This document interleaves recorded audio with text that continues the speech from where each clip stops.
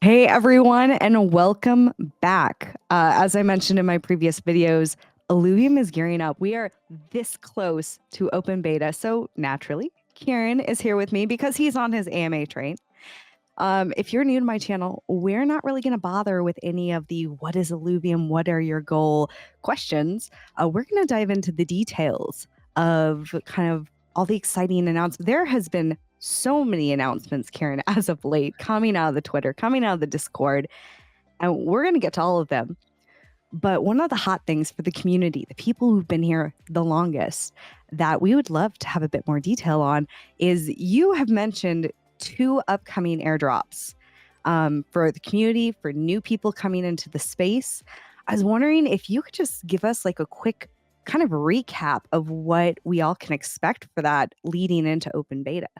Sure. So it's there's like I guess two categories of the airdrop, but there'll actually be three physical drops that go out to people, and so I'll break that down for you. The first one is what I'm calling a thank you airdrop to our community members, so and our investors. So that includes anyone who's been involved with staking or governance, purchasing of Illuvatars, trading on the Illuvidex, when you bought land, all of those interactions and that participation will be rewarded with a drop before we go live with the open beta, which is I think really cool and a nice way for us to go into open beta. It's obviously a bonus for these people that have been around for a few years. A lot of people talk about, you said you were going to release this game in 12 months, and things have obviously been quite drawn out since then.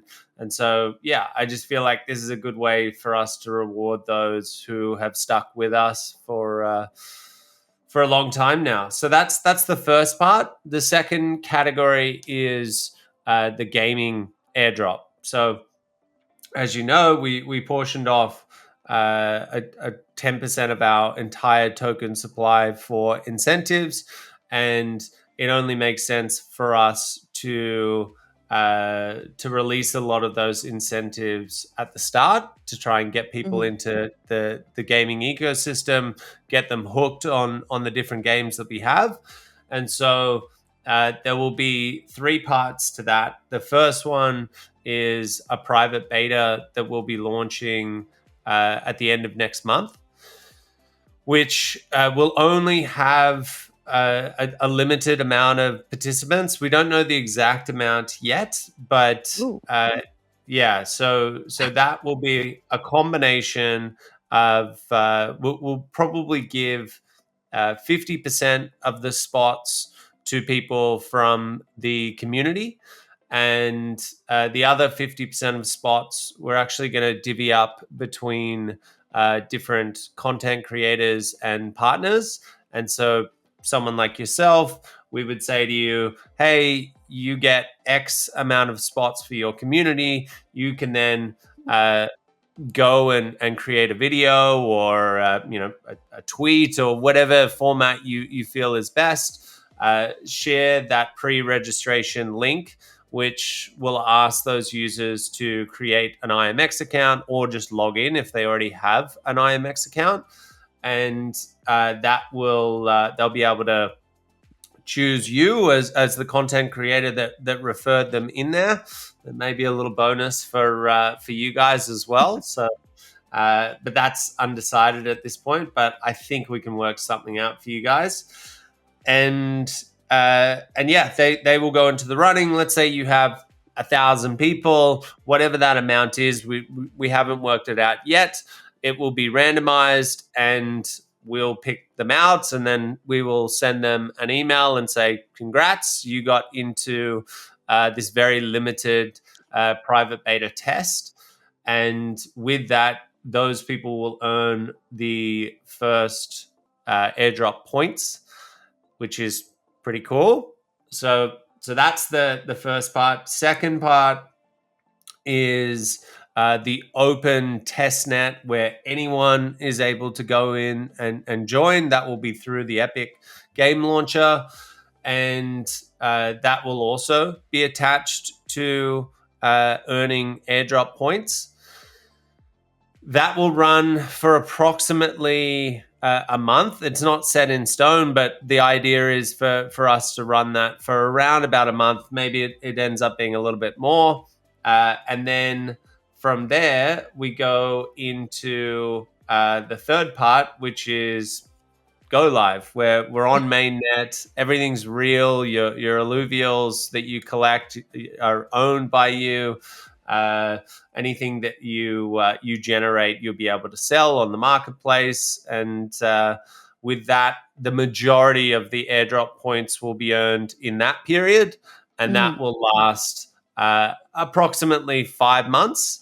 So it's a fairly long season that we're looking for, and in total, it's I haven't decided on the amount yet because I don't know. It's a little bit daunting. I was talking to Rich about this the other day and some of the other marketing guys. We want it to be a very, very substantial amount of money to really get that headline and get a whole bunch of players in to get them hooked. But yeah, I'm sort of holding off. We've got a blog that's going out probably tonight. I'm trying to navigate through all of these announcements and break them up a little bit. But as always, they just end up converging into one period of time. But there's a blog which did have those details, but I ended up redacting them. And the reason is I'm just not 100% sure how much we should do. I've got to make the call in the next couple of weeks. The amount that I originally proposed, I've spoken to the council about, and while we don't need things ratified that are marketing things, I like to talk to the council about it and get their approval, and they're fine with the amount that was initially proposed. But I'm kind of looking at it, and like when you think of this dollar amount, it's like, is that too crazy? Like, are we going a little insane there? But yeah, so that's the airdrop. That gives you a pretty decent breakdown of how it's going to work, and we want to be transparent about it as well. It's really funny. Like the longer, like depending on how long you've been in the community, like a ton of things that are coming. But sometimes you guys can really surprise us with how you actually end up releasing it. Like I assume what we're talking about for the like some people get in, some people don't is the PB4, correct? Correct. Yeah. Private beta 4. Yeah. So just for clarity there, while PB4 is out, if we're really dialing it back and saying, hey, only these people get in, is there going to be a time frame then where the majority of people can only hear about Illuvium or watch streams about it? Unlike like right now, anyone can go onto the Epic Store and play Arena. Correct. Yeah, that's the way that we want to roll it out. And the reason is the reason why this has kind of come a little bit left field is as you know, we're building at a very rapid pace, and I've been talking about these 3 new features which we're trying to get in, one for each of the games: Zero, Overworld, and Arena. And because of that, a couple of these features may overlap. And so we need to stress test the system with a small amount of players before we go open testnet. And because it may well be with the incentivization of the airdrop that as soon as we open this up, player numbers go quite crazy. And if that's the case, we want to make sure that we have like a month period there where we've stress tested things, at least at a small scale. Like 10,000 people is not crazy small, but it's enough for us to get an idea of like how these new features are going to fit into the system. So and yeah, when you're building openly and transparently and at the pace that we are with so many moving parts, it's tough to, some things change, right? And I'm always there's never a time where I'm trying to be deceptive and I'm coming out and saying like, this is what we're going to do, and then everything is subject to change. And I think that's where people get a little bit frustrated. It's like, you have to tell us what you're doing, but you can't change it now. And it's kind of like, well, what do you want? Like, if we sit there and don't provide any transparency, you're going to throw your hands up in the air and say, screw you guys, what's going on? But then you hold us to it as well. And I'm not talking you personally. I'm just talking generally in the community.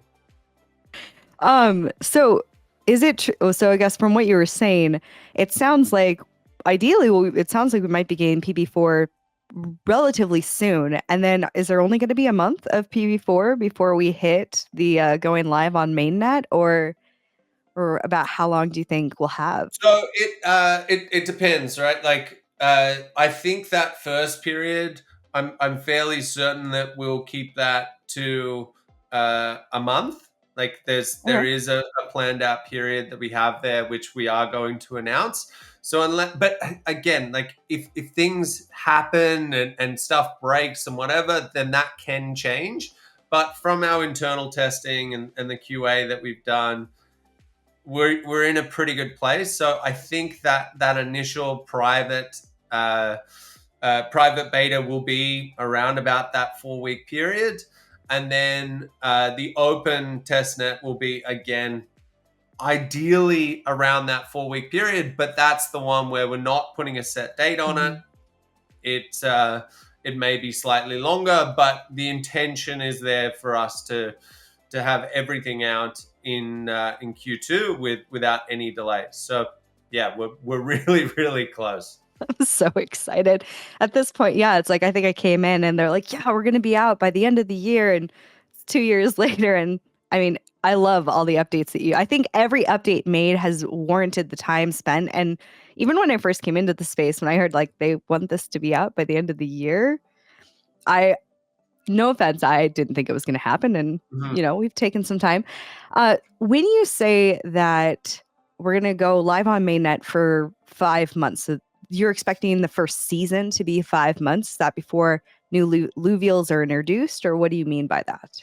No, so I mean that airdrop season, because we don't know. There may be a season 2 where there's an additional airdrop that we do, but for right now, the only thing that we're locking in is that first season, and it's meant to last around about 6 months. And so when it comes to, like, you've mentioned in other AMAs that for that airdrop, played airdrop that we've been hearing all around, there's going to be different kind of, I guess, tasks that you could complete, whether it be an overworld or arena.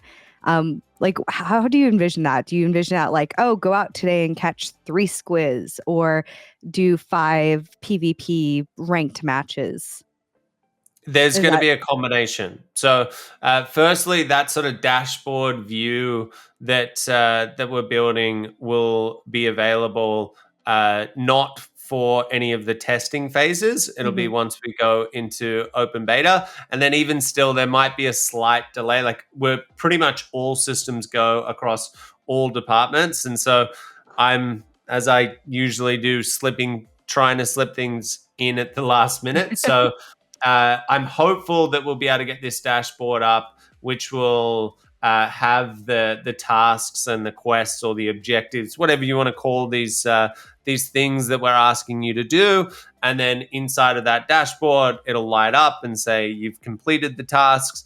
It'll be a range of stuff. So there'll be things that are like longer term goals where it's like capture all of the alluvials, or it might be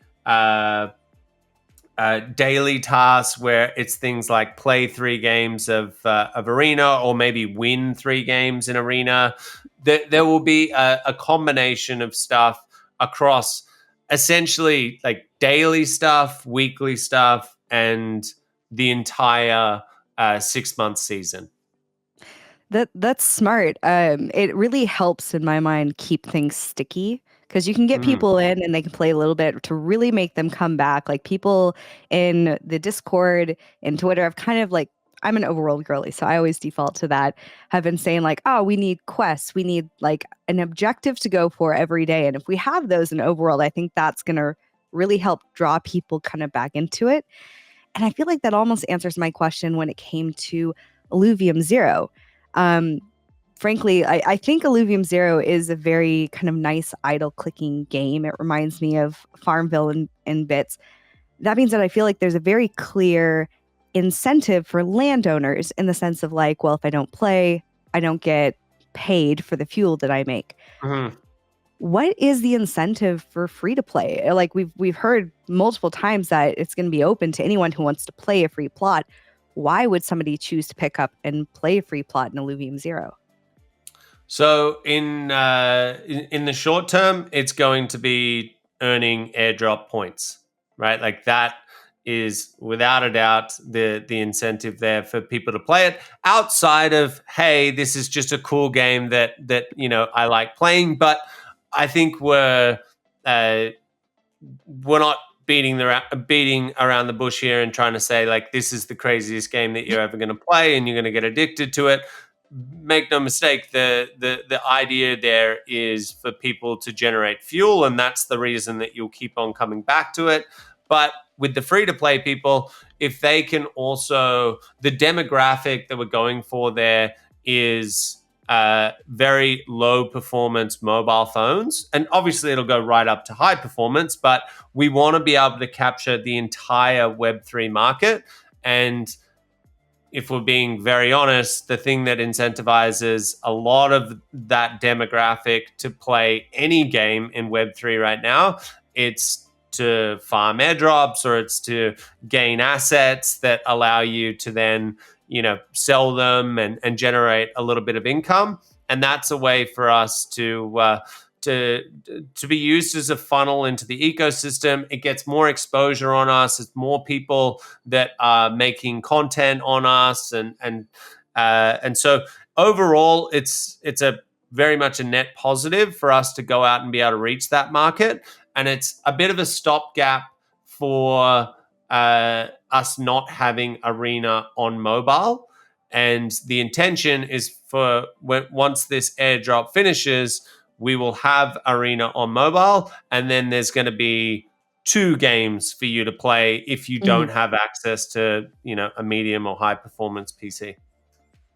And then just kind of sticking with Illuvium Zero for a minute, it's kind of been talked about back and forth about how it might be, but will landholders be able to start playing their land prior to open beta to kind of build up that fuel, or will they be launched at about the same time? The intention is for them to be launched at the same time, but it is 100% our tightest deadline right now. We decided to refactor the code in Illuvium Zero, which makes it a lot more.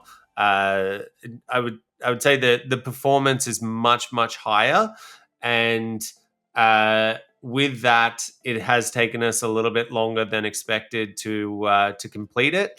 Having said that, the intention is for us to have Illuvium Zero out. It's certainly within the deadline, but it's close. So again, any sort of speed bumps we hit along the way may push that out. But the fail safe there is the ability for people to obviously purchase DAO fuel from the DAO, and then we just pass on that 5% share proportionately based on what tier of land you have. And so landholders aren't going to miss out. And it's not like, hey, we can't generate any fuel, so no one can go into the overworld. It's sort of a stopgap there in case we can't get that zero game out. I'm sure there's going to be a lot of people who are happy for that kind of clarification there. And then, another thing you had mentioned in previous interviews that there's no current plans to hold another land sale, which I don't think anyone's going to argue with you on because, as long as the number stays small, we can earn the most. But I personally was curious. We haven't had the tier 5 auction yet.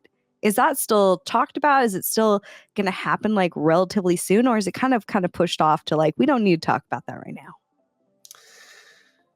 Look, there's just so many things that are going on. It's absolutely something that we need to do. We've always said that we wanted to wait until the market was in a place where, because those land plots are so limited and their function is Mhm. so important, we want to build up a like a bunch of marketing and make it a bit of a spectacle of like Yeah.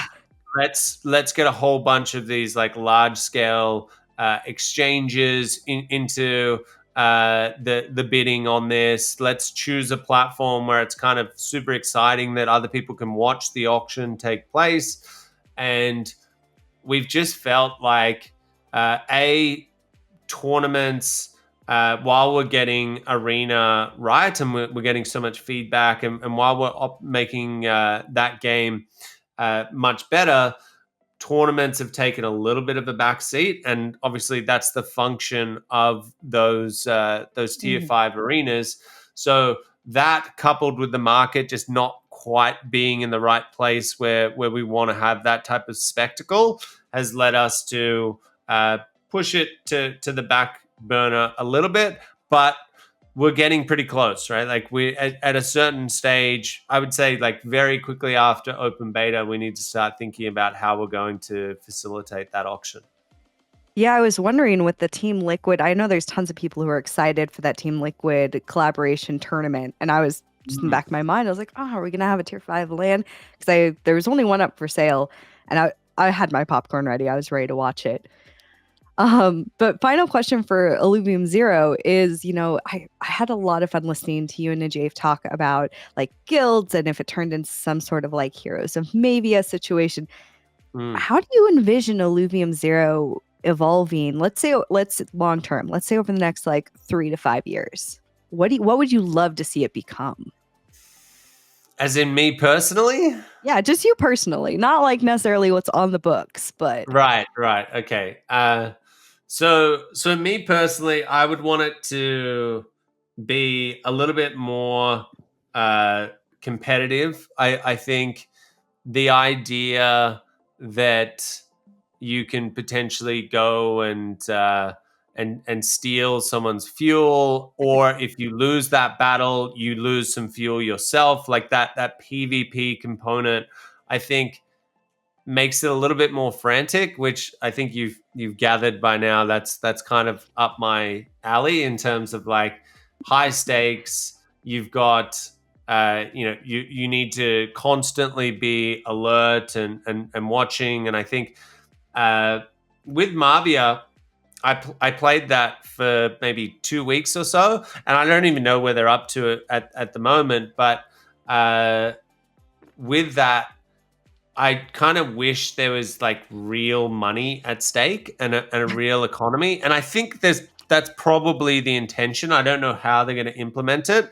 but I think just the idea of some type of game like an EVE Online where you can literally go and raid someone's base and take their parts or whatever it might be. In our case, steal blueprints, steal fuel, like crash their buildings and stuff like that. I don't know. That seems fun to me. A lot of people are like, "No, get away! I bought my land plot because I just wanted to sell fuel to people, and that's fine." But you asked me my personal opinion, and I don't know. I spoke to Johnny about this, and he was kind of like, maybe a lot of people wouldn't like that, but yeah, I think if you can do it in a balanced way, where if someone has properly maintained their land and they built up a city that has decent defenses and also using alluvials, right? Like, I would love to see, imagine if you've got like, you own a ramfire, right? Like, you've caught a ramfire in the overworld. And so in Zero, it automatically, you can now build that unit. Now, you might need to go through and get to a certain level and unlock a whole bunch of stuff to be able to use the Ramfire unit.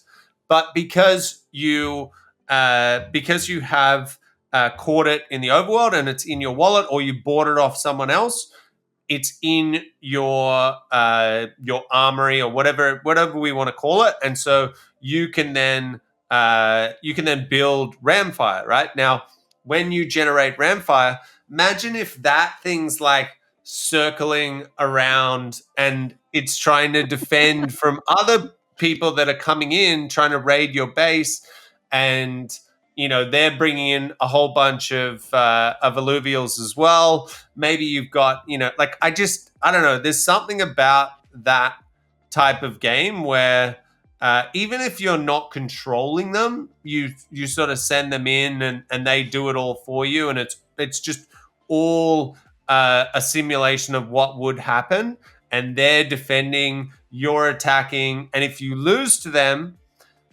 you lose a whole bunch of fuel, and that fuel goes to the other player, and that's real money. Like that to me, I'm like, get me in there. But it's probably too crazy or whatever. I don't know. No, I mean there is a point where, I mean, is it really even a game if you're not putting blood on the line? Like that's how I feel with Arena. It's like why play casual when you could play ranked? Like, does it even count in casual if you're playing? Though I will freely admit that there are a ton of people who own Illuvium land that would love the option to opt out. It's also fun to just kind of sit, like, now I'm envisioning my Mavia base just with instead of a turret, I've got Ramfire going and getting my air units and sending out little Archies as ground. That's kind of fun to think about, actually. Exactly. But speaking of Arena, we just had a new patch drop. A lot of changes are coming to Arena. And honestly, one of the best things, I think it's silly when people say that, like, they don't listen to us. All I ever see is you guys listening to the community, responding, making appropriate changes. One of my biggest headaches with Arena was like it would take me 30 to 45 minutes in the team builder just to get what I think is a decent team. And then I'd pop into Arena and just get smashed. And then it's like, do I really want to spend another 30 to 45 minutes? But I was wondering, could you just chat a bit about the changes that we've recently seen made to Arena? I really think it helps make it more accessible to all player types. But at the same time, there's still that kind of, I mean, Illuvium by itself is just wildly complicated, honestly. I think I made a 30-minute video on understanding affinities by itself. Yeah. But yeah, can you talk about the thought that kind of went into some of those changes? Yeah, so removing augments, I think, is a huge thing. You would get to, like, as you say, I agree with you, right? Like the team builder being outside of the actual game is the first hurdle where it's like, that's annoying. And obviously the plans are to integrate it into the game, so you don't need to go out onto any other external application. But it's a process, right? And so you go in there, you pick all of your alluvials. It takes you a while to work out like which alluvials do I need, because they, as you know, they have all different affinities, they're different classes, they work differently together, and you need to come up with the right synergies. It's complex, and it takes time. Then you put your weapons on, then you put your armor on, and you still need to think about, like, okay, who am I going to bond my ranger with, which also creates a new composition. And so it's complex. Then you get to the end and it's like, okay, now we're going to have to choose 15 different augments. And it's like, all right, this is just, I can't, right? Like it's too much. Now, when I say it's too much for the casual to medium player. They might have finished work and they want to they've just gotten home and they're like, I just want a game for a couple of hours. Like, you don't want that sort of a mind fuck, to be honest. Like, you're like, no, like that's just too much, right? And so taking out the augments is a way for us to simplify how to build your team. And now they get they're randomly offered to you, and you got to choose which one. It's a selection of 4 instead of a selection of like 400. Obviously, I'm being a bit facetious there, but you know what I mean, right? Like it's like, what do I choose out of these 4? And so that's the first thing. The second one was as you put down new alluvials, you would lose some of the composites that you got when you put down, say, like a Ramfire versus a Ramfy. And so as a new player, you're like, well, why did I not get that additional fire composite when I put down the Ramfire? If it's made of fire and fire, I should get both. And so all of these things with Ascension, I think, make it a little bit more easy to comprehend. However, I still think that it's probably going to be a little bit niche, like more of that sort of Hearthstone crowd, which is fine, right? That Ascension mode, right? Like I think it hits the spot for a lot of people that are super competitive. They like the genre, and they don't mind spending the time figuring things out. But I feel like that's still going to be niche, right? And I'm open about that because, like, you can tell, like, I that's genuinely how I feel. Now, the other side to that is the new 8-player multiplayer that we're building, where you only need to take in a couple of alluvials, and they basically just augment your team as alluvials are being randomly selected from a deck, which adds in so much RNG. It's like, if you this is kind of how I break it down, right? Like, if you lose in that style of game where you're being issued cards and it's like, well, I didn't get the right alluvials that I wanted. This was the composition that I wanted to build, and these were the ones that I've gone and collected from the overworld, and I just didn't get lucky this turn. It's the game's fault. It's not me, right? Like, I'm not stupid. I'm not bad, right? Like, that's the sort of psychology behind it. And that makes you go, well, next time I will get lucky, right? And you probably will, right? Like, that's the cool thing, where in the next game that you play, if you do get a whole bunch of alluvials randomly coming to you that work in your team composition, you're going to be like, I'm the greatest player alive. Like, what that? Like, look at this. And so then you get on that flywheel, right? Like, you get hooked, and you're kind of like, okay, well, I'm pretty good at this, obviously, given that these 2 games. Then as you play 10 games, 20 games, it starts to even out, and you get a little bit better and a little bit better. You start to understand that you start to give the game a chance to learn new strategies and different team composites.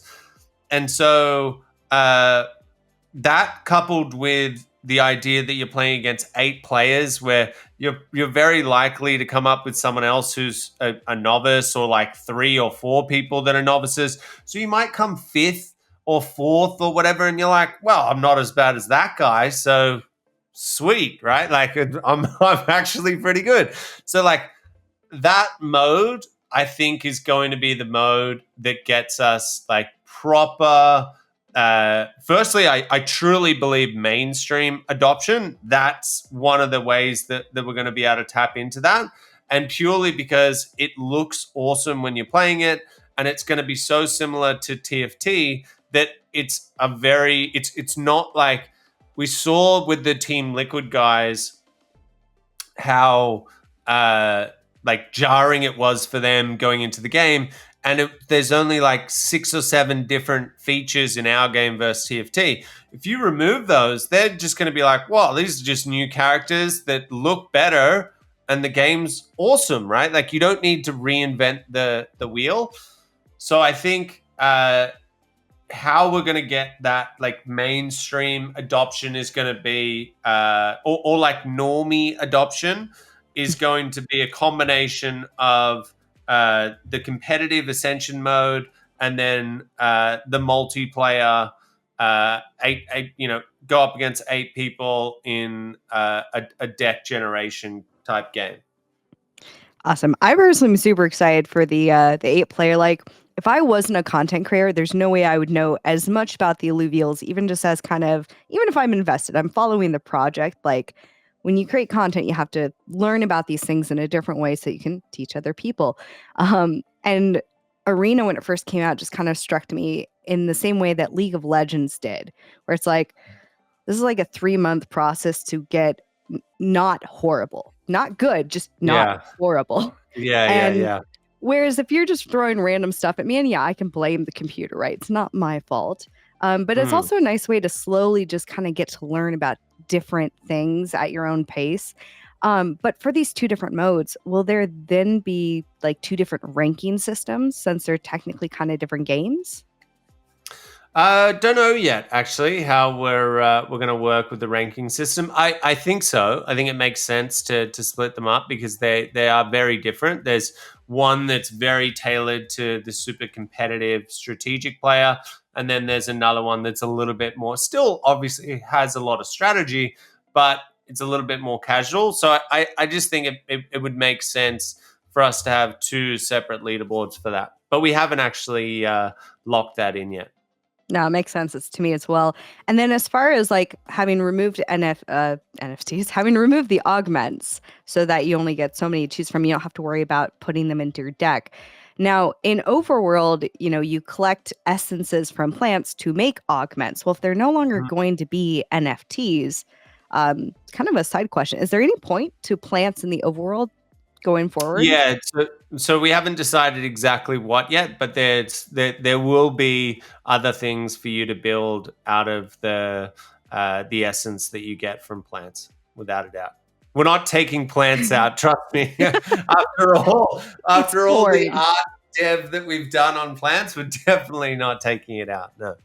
Well, and I mean, and that makes sense because with each new game that you guys end up developing years down the line, you're going to eventually need to add in new plants or new mine to kind of help widen the lore itself of like this is why this is here and now it belongs in this game. I mean, there's nothing to stop you from just adding new reasons that it's there. Mm. But one of my favorite things to kind of think about as we're in private beta heading to open beta, are you excited or nervous at all about the launch of Arena specifically in open beta? In the sense that we're all spoiled right now. We get everything. We can Mm. make whatever deck we want day to day. But once we're all starting from zero, we all have to either catch or buy our decks. Like, I feel like there's going to be a week to a 2-week time frame where everyone's like either not playing Arena at all or playing with extremely mismatchy decks or just shitty decks. So first of all, we're going to be giving you free rotational decks, and those teams that you're able to access or anyone's able to access are will be composed of alluvials that work properly together, right? And now, Okay. obviously, there's a lot more branches that spin off now that we have Ascension, and so you can go into multiple different team compositions just from having. You know, a team that we give you. So I'm not too worried about it, but I'm more curious. Like, I don't know what happens. Like, does that make people more interested because they're like, I'm going to quickly go and capture these because I know that I'll be able to, excel in the arena? Or does it make people sort of hold off a bit and wait and say, well, I'm just going to wait until I can buy them off other people. So that gives me the agency I need to build the teams that I want. I don't know. It's one of those things where it's never been done before in a game, like literally ever. And so I think if I have my opinion, but I don't think anyone knows for sure what's going to happen there. Like on the one hand, I always got nervous that we might lose players if they like, oh, I gotta wait to, play this game. But at the same time, it's almost more enticing because it's ours. Like I Overworld is reset like 4 times. I can't tell you how pissed I logged on yesterday to like, I'm gonna play some Overworld. It's been forever. Oh, Yeah, when was it reset? I have to level up my gear again or start all yeah. over. So once we can not do that, I'm going to be so happy. Yeah. Not to mention there's going to be plenty of people who are just going to be, the gate drops and they're running to catch as much as they can to resell. There's people who will only be playing kind of to make a profit at the beginning, because that's really when it is most profitable. But I guess sorry, mini rant. Circling back. For the free rotational decks that you mentioned, how often are those being kind of cycled through to give people different things to play with and test out?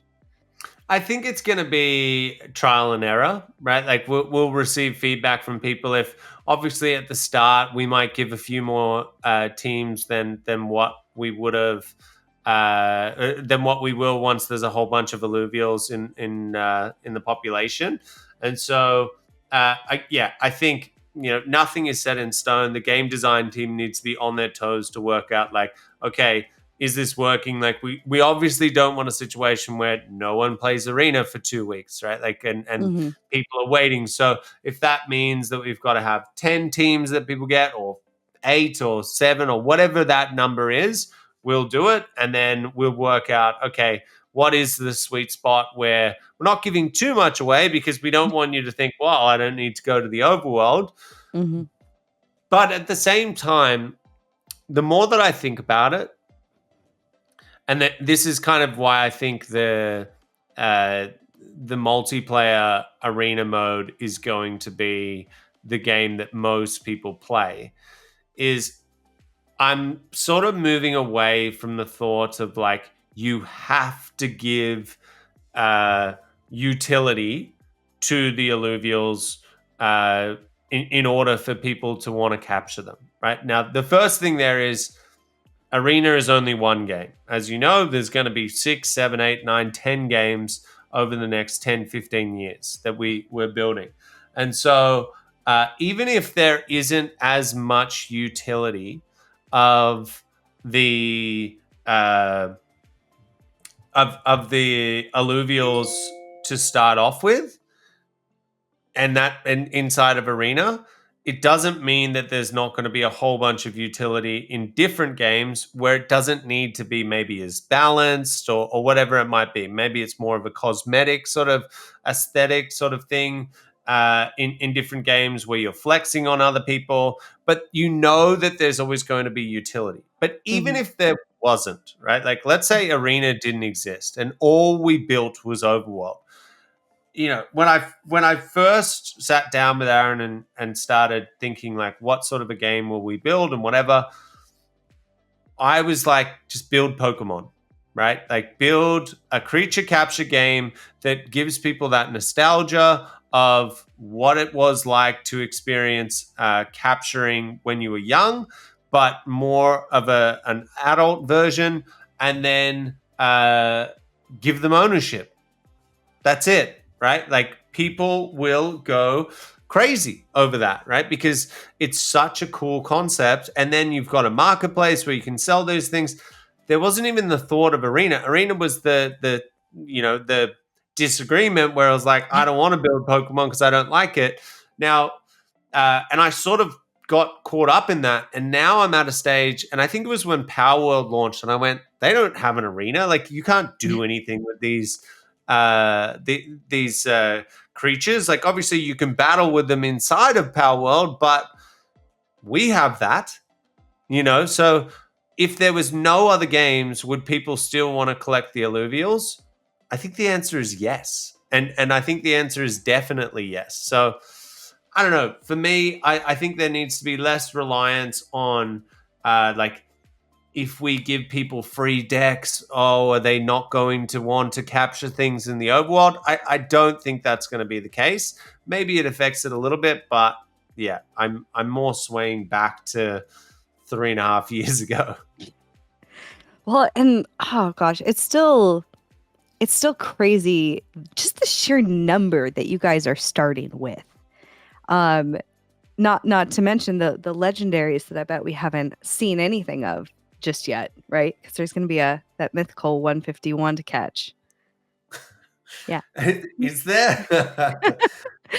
I bet there is. You heard it here. That's my guess. That being said, there's like at least 20 alluvials that aren't even in the game yet. Like no one's been able to play with them. My favorite is not yet in the game, and I'm only a little salty. Those other alluvials that we haven't even experienced yet, are we going to get those with PB4, or are they being saved for open beta? I think there's going to be a combination of like by the time we get to test open beta, as in like testnet open beta, there will be all of the alluvials for you to play. And then another thing that there's kind of been a lot of back and forth conversation on is shifting from alluvials set 1 to future sets. Now, in the past, you were pretty adamant on there's going to be a clear cut after this date. You can't catch these alluvials anymore. You'll go on to the next set. But more and more, there's kind of been a conversation of having maybe smaller sets. So maybe there's only 50 new alluvials or 45 or 70.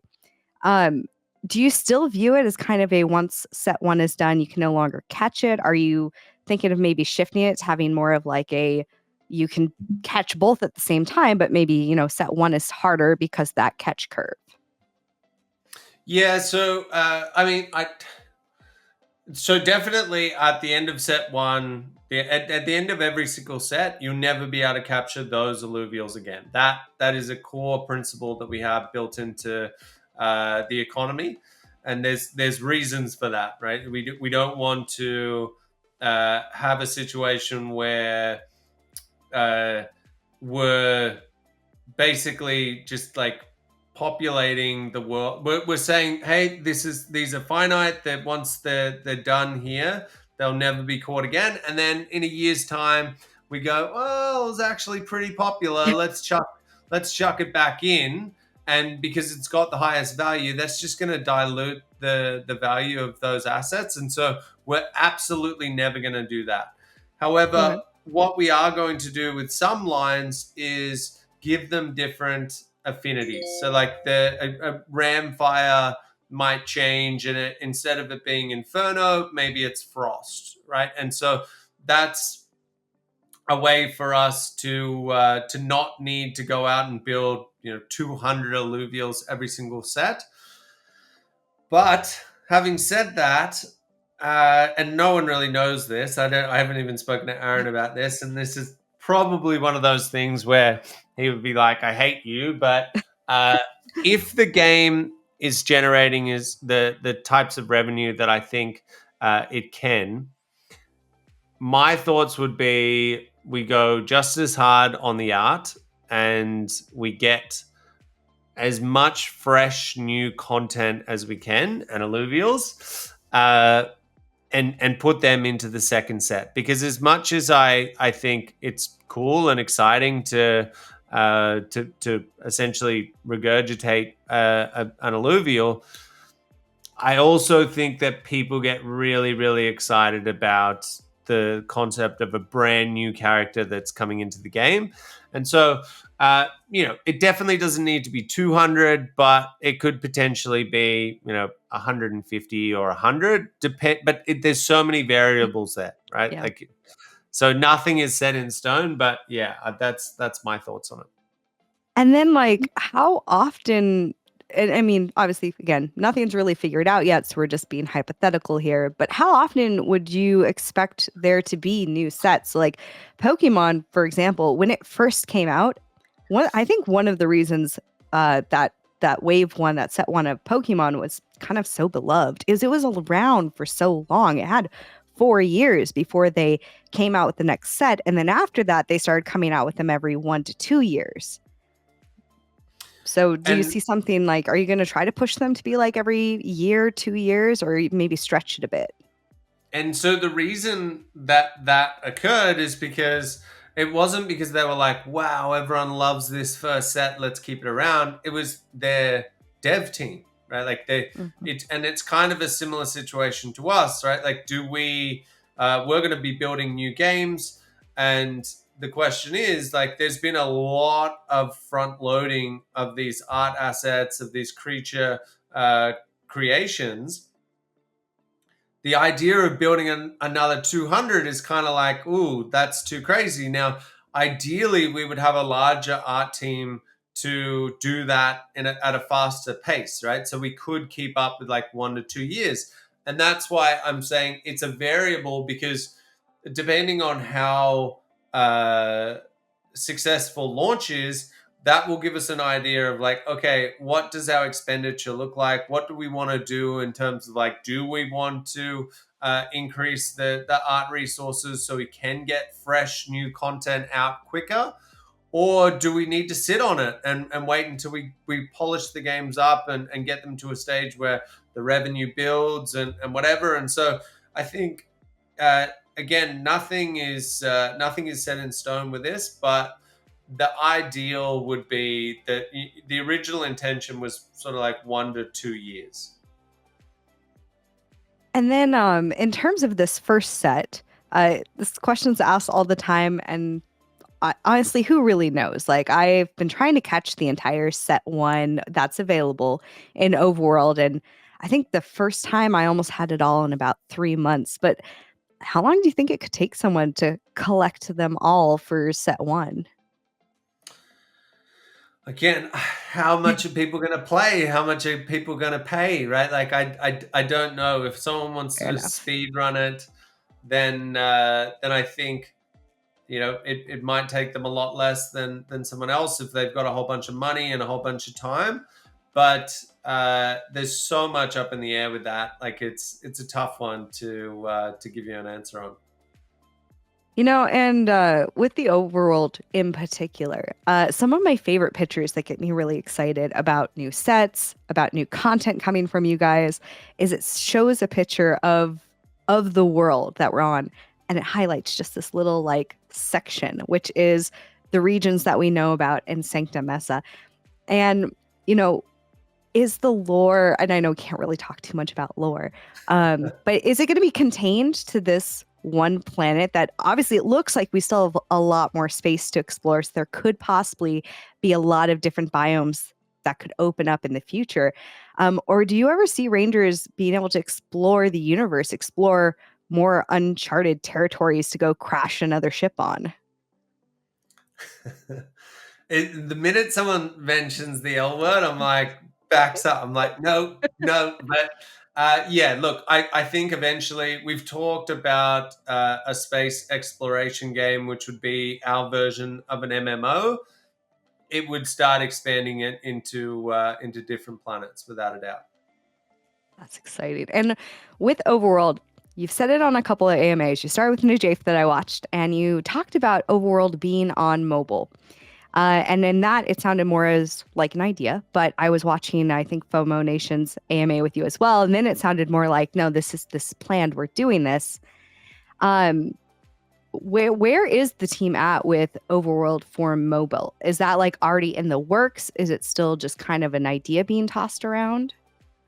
Still just an idea, but I'm fairly certain we are going to build it out. I think there's a large portion of people that would enjoy the pack opening experience, but don't have time to do it, but have a lot of money to do it. Right now, you might say like, well, why don't they just go and buy them from other people in the market? But it's not as fun, right? Like there's not that RNG component of it where you're like, hey, maybe on this run I am going to get a ram fire, and so we need to work out what the balance is. Like, obviously, if people are going to skip actually going in and capturing the alluvials and crafting and getting all of these different essences and whatever, then they need to be penalized for that. But how much, I don't know. And the other thing is, we don't really care because they're paying to go into these regions. It's also a net positive for the entire ecosystem because we're getting more and more revenue coming into the system. And as you know, that revenue gets passed back to all of the people that are staked. And so, it would be a very big problem if you could just do it and it was free, because then, everyone's going to have a ram fire in 10 seconds. But yeah, I think we just need to work on like definitely we're going to do that feature, because if you think about it like this, right? Like the journey of you being a mobile player, once Arena comes out for mobile, you're going to go, okay, these free decks are cool, but that guy had a character that I've never seen. And you go into the Illuvium and you look up and you're like, whoa, what is that character? I want to get that character. That's when you want to be able to, on a mobile device, you don't want to have to switch to desktop, be able to quickly access the ability to potentially get this alluvial that you want. And to do that, maybe you got to pay a bunch of money to start doing these speed runs with your companion drone. But that's a better experience than just purely saying to someone, "Hey, go and buy it off the marketplace." But make no mistake, there will be a combination of people that do both, right? Some people are like, I don't want to have to, I don't want to leave it up to chance for me to get this character. I just know it costs me X. This guy's willing to sell it, or this chick's willing to sell it to me. I'm buying it from them. I feel like there are sometimes I'll watch AMAs or I'll see announcements and I get a bit of whiplash and like, oh, I'm so freaked out about this. It's like this is the worst thing ever. Or I remind myself I need to take time to actually process and think through what you guys are probably thinking through. And yeah, it absolutely like it makes sense to do mobile. It makes sense to reach out. I mean, there are plenty of other countries where mobile is the gaming platform. Like they don't have PCs, but everyone's got a phone. And if Illuvium does things like, say you took the average play time for a stage 1 run, let's say it's 30 minutes. If there's a 30-minute cooldown between you opening packs, so somebody can't just spam it 1,000 times a day. Or one thing that Pirate Nation, which is another game I kind of dabble in a bit, what they do is you can either go out into the world and collect your resources, or you have these crates that you can earn from their version of PvP that gives you resources, but it's about 30% less and obviously random. Whereas if you went out, you could kind of get what you wanted. You could cherry pick. So I kind of assume if you at whatever point there is Overworld Mobile, would stage 0 runs not be included then? Yeah, likely not. I don't think so, because then you get that exact same thing that we were talking about. If there isn't a cooldown timer for those people, even if there is, that you kind of just like click the minute it's up, click the minute it's up, that. And I mean, I think tier zeros are obviously made to be accessible by anyone, and so inherently they're probably going to trend to zero over time. But yeah, I think in terms of a cooldown for the other stages, I don't know. I kind of like the idea of whales being able to dump a whole bunch of money in, and they would be doing it anyway.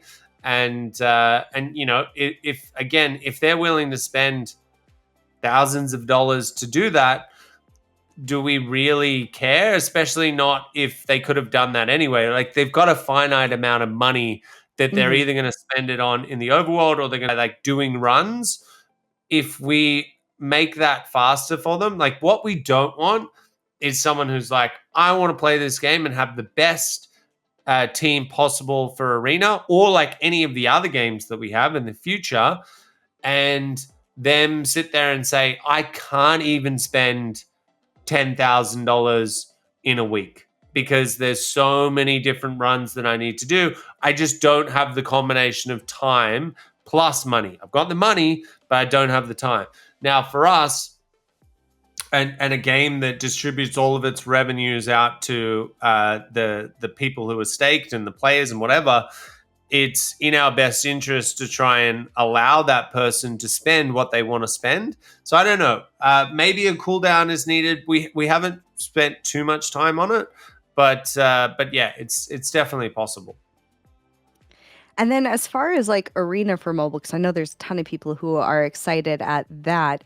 What's the timeline looking for that, getting it onto our phones? So as soon as we finish, as soon as we're feature complete, we are going to start working on the mobile version of Arena. At the same time, we're going to be starting to look at the new game that we're building. We'll start going through the governance process. And so we'll start thinking about like how are we going to divvy up these teams in terms of like who's working on the mobile version of Arena and Overworld, and who's working on the new game, who's working on polishing the existing games features. There's going to be a bit of a reshuffle of all departments at once we get feature complete, which we're very, very close.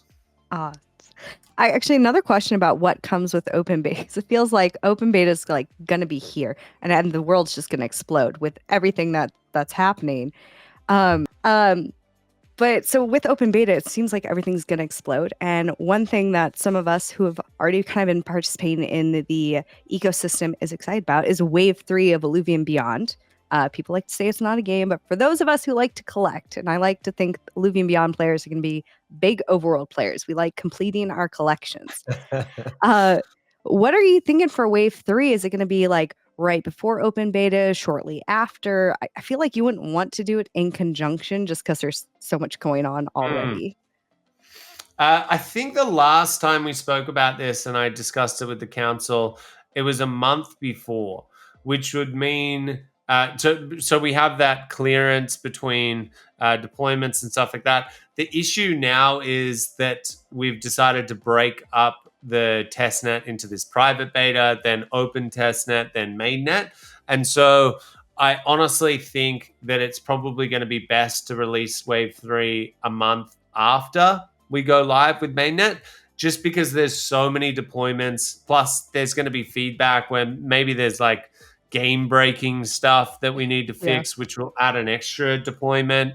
And doing that at the same time as deploying Illuvium Beyond is going to be a big distraction. And like the last thing that we need right now is distractions. So I think it would make sense for us to do it about a month, maybe 6 weeks after mainnet launch. And then for Illuvium Beyond specifically, one of the big draws for me that I got excited about was the album collection rewards. And just the idea that, hey, you get every atlas, you can have this emote, or you complete this collection, you get this skin. And many of us by now kind of expected not necessarily to have the items, because we don't expect to have like battle boards and skins until we hit near open beta, but at least to be able to see what we could be working towards. Is there any idea of when we can expect to see that on the site?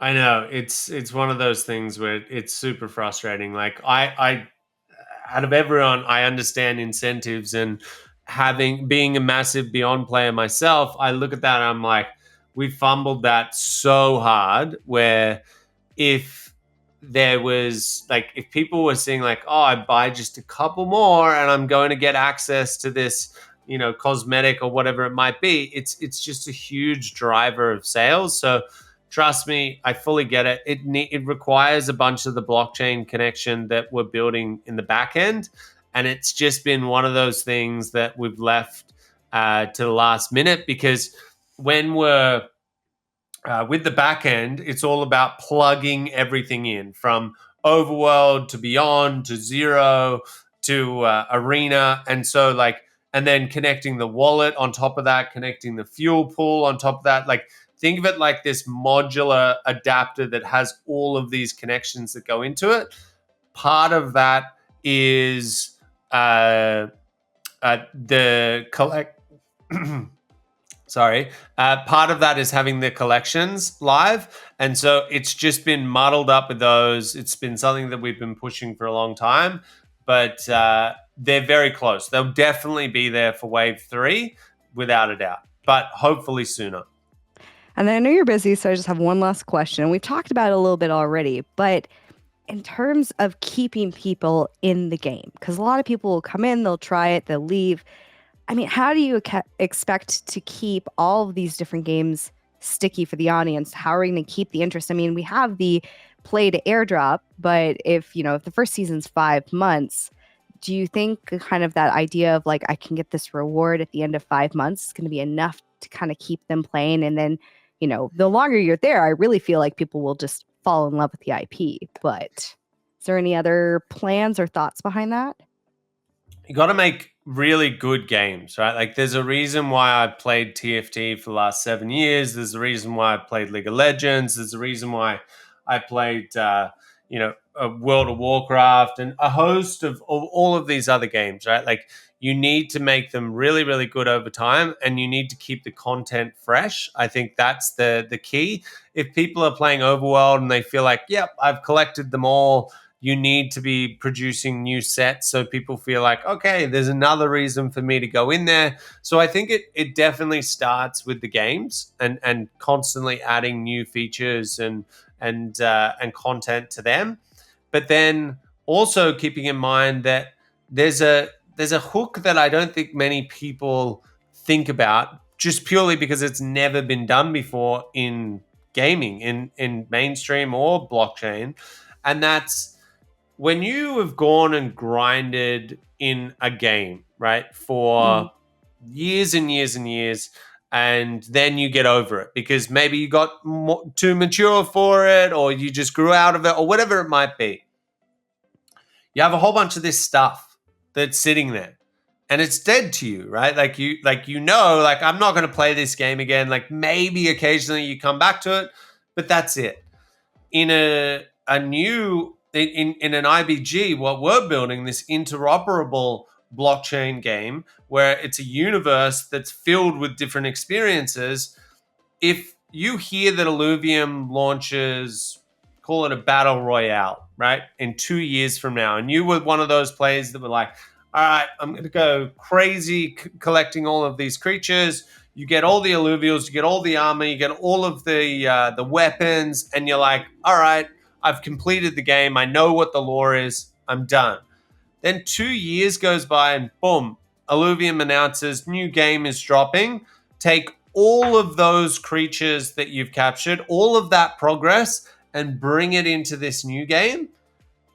That is a bigger hook than anything I think ever presented in gaming history. Literally, right? Like I'm not joking when I say that. And so that alone, plus things like incentives and different marketing initiatives and whatever, like, but the those other things like the marketing stuff is all ancillary. Where if you've got this armory of things that you know how long you spent grinding on them. Think about it like when you played Pokemon Go, right?